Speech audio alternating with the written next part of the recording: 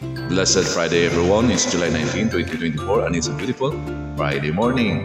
So let's give thanks for all the blessings na dumating doon sa buhay natin at siyempre sa mga kasama nito mga pagsubok, trials and challenges at doon sa mga taong tumulong sa atin during those trials.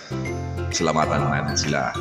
At siyempre doon sa mga taong nakikimaritis lang din po doon sa paligid natin, sa buhay natin. Kasama natin sa masalamatan. Shoutout doon kay Glenda, kay Glenn Snow, kay Pucci, kay RG Crane, kay Cecil Bores, kay Mamalu, Luis and Susan, Jordan and Judith Sasil, Melody Acosta, J. Pangilinan, Ruby Cortez, Jima David, Inday Araso, Elizabeth Guevara, ID Villamero, Rachel Pastolero, kay Eds and kay Risa My Love.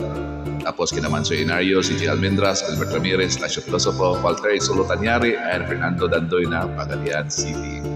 Ripples of the day natin po is your trials, hardships, and challenges are there to remind you that there is something greater than this life and ourselves that exists, and that you are meant for something greater than your challenges, and that you either choose to give in and fold or to wait for the rightful moment to ascend to something greater. Keep that in mind po. Thank you for following, liking, sharing, and subscribing to these videos. Good morning and have a blessed Friday, everyone.